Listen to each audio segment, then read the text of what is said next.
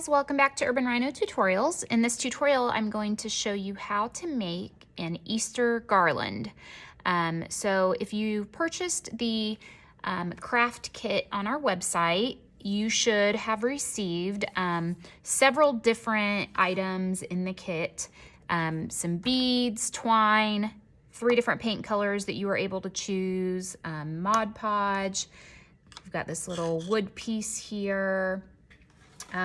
You would have selected whichever little image you want, and some little toothpicks, a paintbrush, all kinds of stuff. So to begin, there's a couple things that we need to do at the very beginning.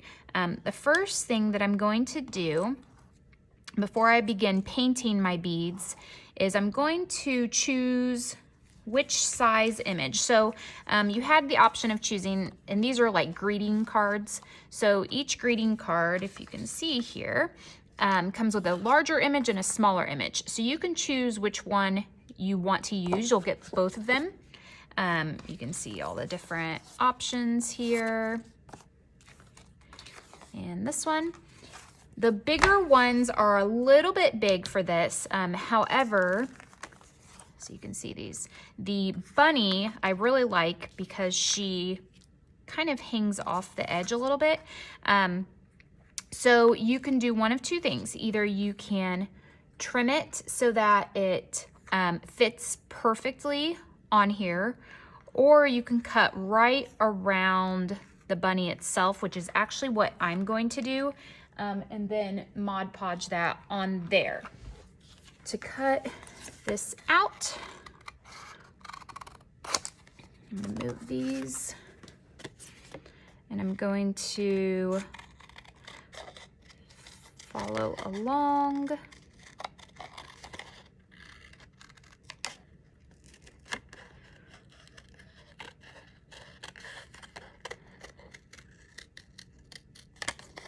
Sharper scissors definitely work better, so that you don't have to worry about your edges not being nice and clean. And I'm not quite sure, how much of the bottom's gonna hang off, so it might, come up here. Once I get this cut out, I'll be able to adjust that and trim off what I need. So while I'm cutting this out, what we'll do is go back. We'll Mod Podge this onto this little, reminds me of like a price tag sign. And then let that dry. And while that's drying, we'll begin painting the beads. I have selected 3 bead colors that I feel like go well with this particular image. And I'm going to show you how we'll paint them, which you will use your little toothpicks, and you can just grab some kind of small cup that you might have at home. I'm going to be using little Dixie cups. Those tend to work the best. And put the bead on the toothpick, and you can stretch it across the cup. So not real sure how. I guess I was talking and missed this little part right here. I'm trying to get all this kind of cream colored background out. All right, I think we got her. So now that this is finished, I'm gonna decide how I want her positioned. So if I want her to fit perfectly like this, she's gonna be a little off center if I want her ears to fit, and then I would trim some of this. Or I can scoot her up a little bit and trim off a little bit of her ears, which is going to look probably, I think what I'm gonna do is about like that. And so then her ears will be trimmed just a little. So I'm going to put her in the position that I like, and I'm gonna trim these off. So we've got this one here, and a little bit off the corner of her ear. And then we've got a little off the bottom.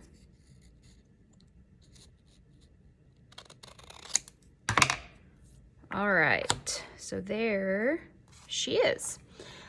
So from here, you're ready to use the Mod Podge, which is in this little jar. You just want to twist it open. Be careful because we do fill these really full. Make sure you can get as much as possible. And when you do this, I would recommend putting down a piece of wax paper or like freezer paper.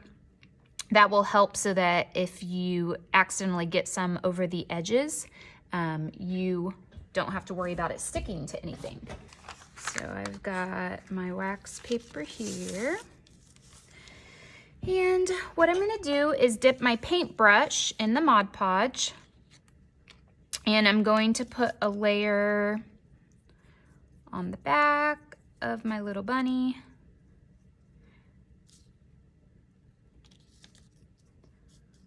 Just an even coat.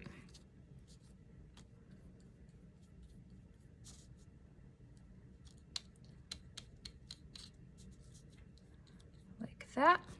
And then I'm going to press her down into her spot here.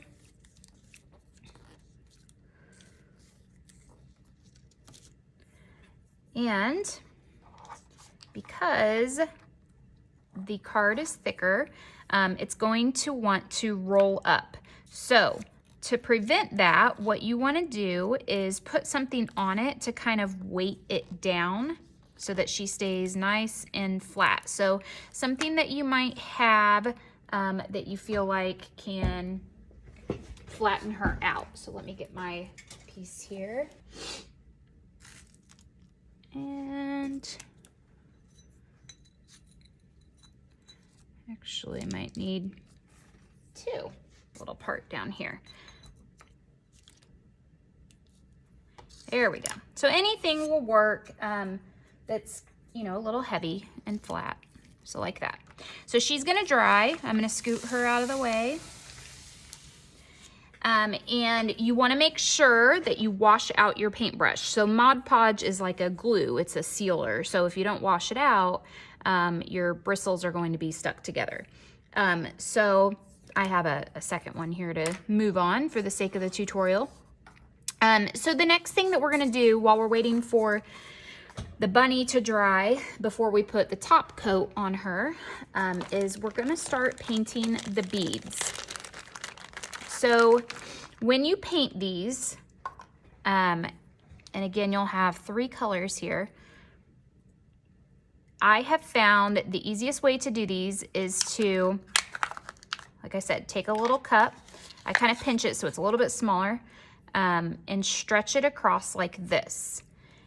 And I'm going to start with my first color,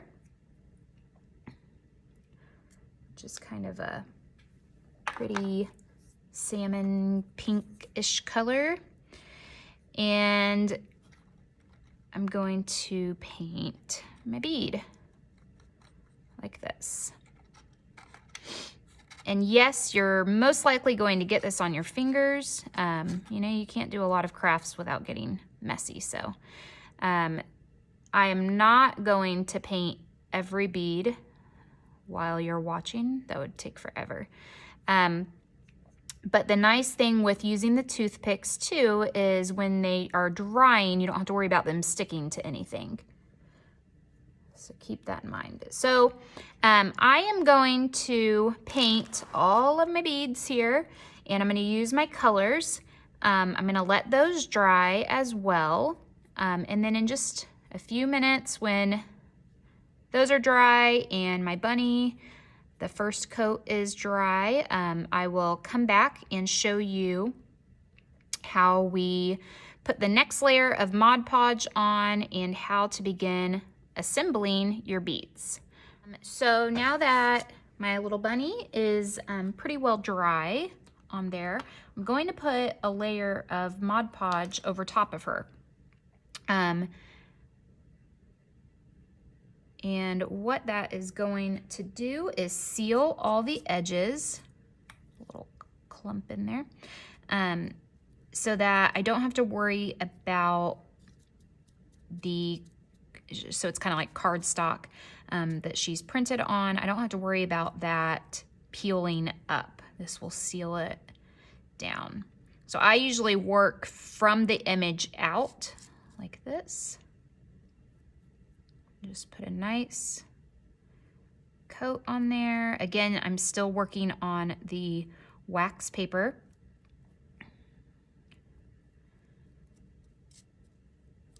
And the image that I'm using is, it's like a sealed image. It's a gloss finish. You don't have to worry about colors running. Sometimes if you use like an inkjet printer, you can have that issue. So if you're ever trying to use Mod Podge and you want to use something from the printer, I would make sure that if you're using an inkjet, not a laser jet, or a laser printer, that you like laminate it first. Otherwise the colors just turn out gross. Okay. Trying to get any bigger areas that I might see out of the way, like any clumps. That looks good there. So again, nice and even.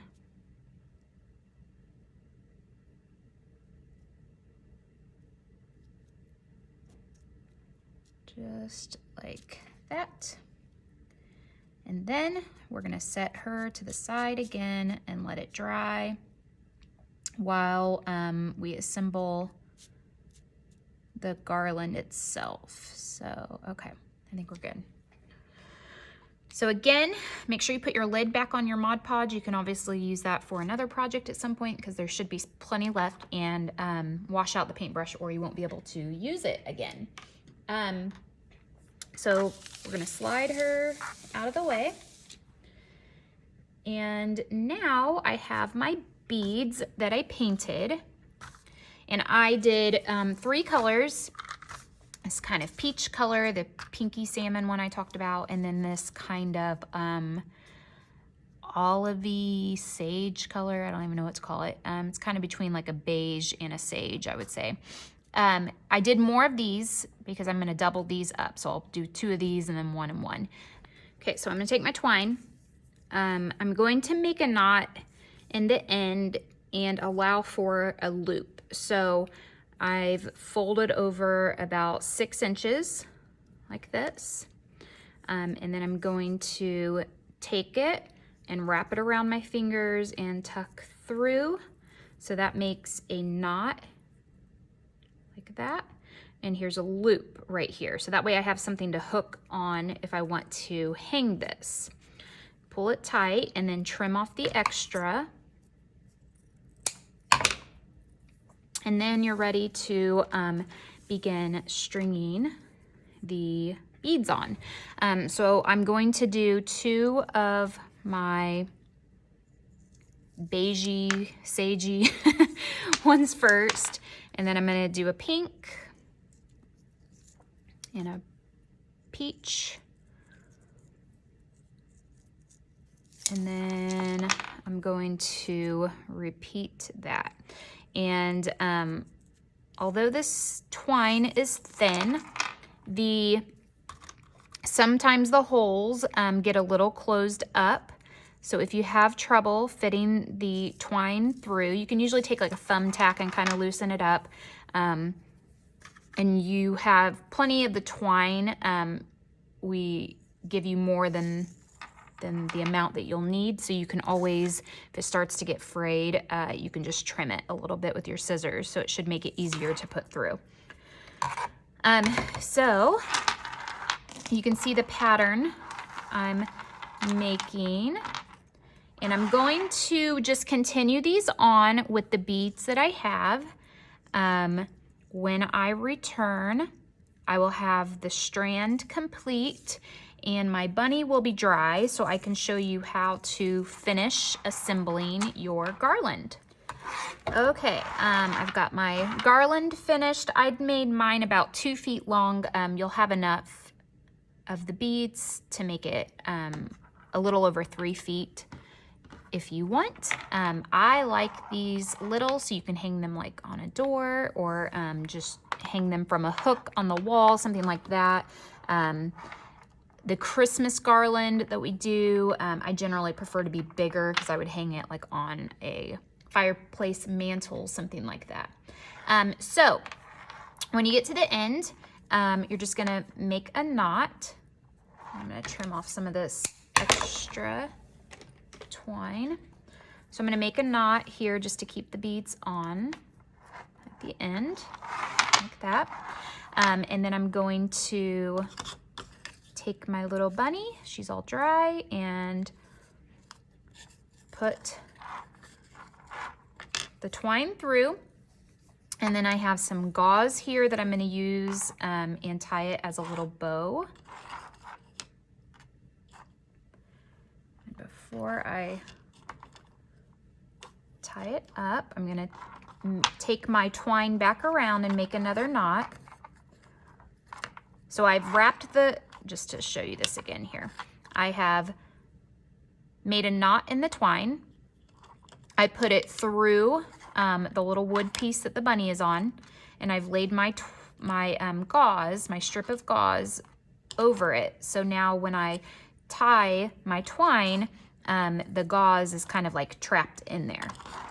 I want it to be there so that when I make a little bow, it's already connected and I don't have to go back and like hot glue it or anything. So we're just gonna knot the twine.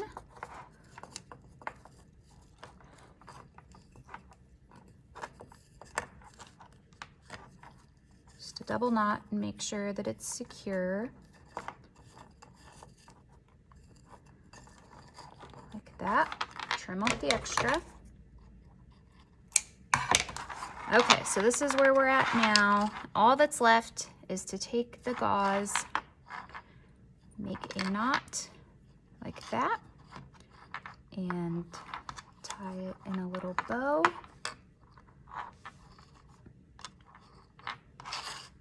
Like that. If you are afraid that it's going to block her face, you could certainly trim this. I might trim it down just a little bit, or you could let them hang longer if you prefer.